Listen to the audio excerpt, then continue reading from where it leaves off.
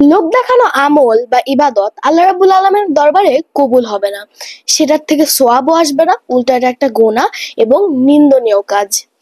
সূরা হজের ৩৭ নম্বর আয়াতে আল্লাহ রাব্বুল আলামিন বলেছেন যে তোমাদের পশু কোরবানির মাধ্যমে আল্লাহ রাব্বুল আলামিনের দরবারে সেই পশুর মাংস বা রক্ত পৌঁছায় না, যা পৌঁছায় সেটা হচ্ছে তোমাদের তাকওয়া এবং তোমাদের ডেডিকেশন।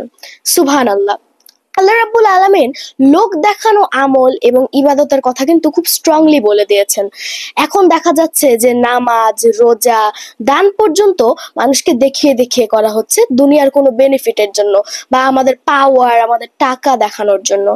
আল্লাহ রাব্বুল আলামিন দানও কিন্তু লোক না দেখিয়ে করতে বলেছেন, গোপনে করতে বলেছেন।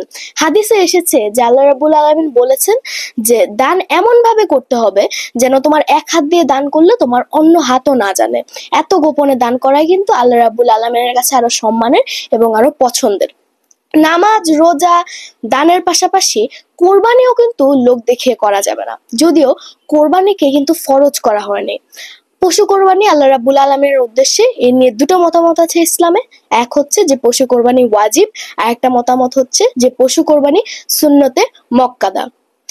আমাদের নবী রাসূল সাল্লাল্লাহু আলাইহি ওয়াসাল্লাম ইরশাদ করেছেন, উনি ওনার সাহাবীদের উদ্দেশ্যে বলে গিয়েছিলেন যে আমি তোমাদের এবং আমাদের ভবিষ্যৎ উম্মতের জন্য অনেক দুশ্চিন্তায় থাকি, যদি তোমাদের ছোট শিরকের কারণে তোমাদের অনেক ভালো কাজ এবং আমল বিনষ্ট হয়ে যেতে পারে। তখন সাহাবীরা আমাদের নবীকে প্রশ্ন করেছিলেন যে ছোট শিরক কি হিসেবে আমরা ধরে নেব। তখন আমাদের নবী রাসূল সাল্লাল্লাহু আলাইহি ওয়াসাল্লাম উত্তরে বলেছিলেন যে রিয়া বা লোক দেখানো আমল বা ইবাদত।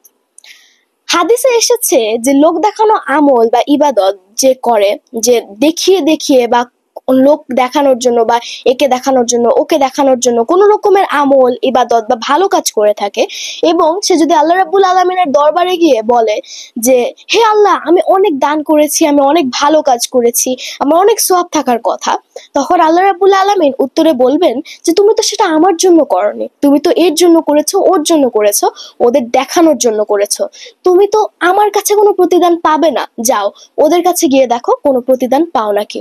আল্লাহ রাব্বুল আলামিন স্ট্রেট বলে দিবেন যে ওনার কাছ থেকে এর জন্য কোনো সোয়াব বা প্রতিদান পাওয়া যাবে না। এতে আমরা বুঝতেই পারছি যে রিয়া কি ভয়াবহ একটা গুনাহ। আল্লাহ রাব্বুল আলামিনের কিন্তু কোরবানি দেওয়ার ক্ষেত্রে কিছু নির্দেশনা আছে।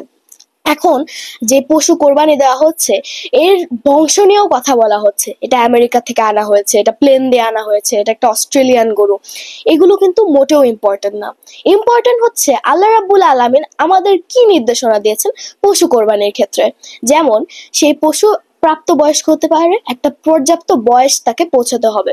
যেমন উটের ক্ষেত্রে 5 বছর, গরু বা মহিষের ক্ষেত্রে হতে হবে 2 বছর, এবং দুম্বা, ভেড়া, ছাগলের ক্ষেত্রে হতে হবে কমপক্ষে 1 বছর। আরেকটা বিষয় হচ্ছে যে কোন পশু আমরা কোরবানি দিতে পারবো। অনেক পশুই কিন্তু আমাদের ইসলামে খাওয়া যায় যাচ্ছে, মানে আমরা এটা খেতে পারবো, এটা হালাল। তবে সব পশু কিন্তু কোরবানি দেওয়া যাবে না, এর ক্ষেত্রেও নির্দেশনা আছে। যে পশু হচ্ছে হার্বেবর, অর্থাৎ ঘাস বা প্ল্যান্ট খেয়ে বেঁচে থাকে, এবং যে পশুকে বশ মানানো যায়, অর্থাৎ মহিষ, গরু, দুম্বা, ভেড়া, ছাগল, উট, এগুলোই কিন্তু কোরবানি দেওয়া যাবে। হরিণের মাংস যেমন খাওয়া যায়, কিন্তু হরিণ কিন্তু কোরবানি দেওয়া যাবে না। এরকম কিছু বিষয় মাথায় রাখতে হবে।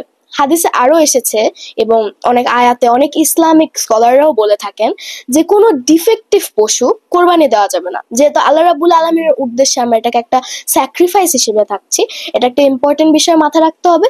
পশু যাতে দুর্বল না থাকে, এর যেন কোনো অসুখ বিসুখ না থাকে, এর চোখ, কান এবং লেজ যেন ঠিকঠাক থাকে, যেন কোনো জায়গায় ক্ষত বিক্ষত না থাকে, এগুলো মাথায় রেখেই কিন্তু পশু কোরবানি দিতে হবে। তাহলেই কিন্তু কোরবানিটা আল্লাহ রাব্বুল আলামিনের দরবারে কবুল হবে।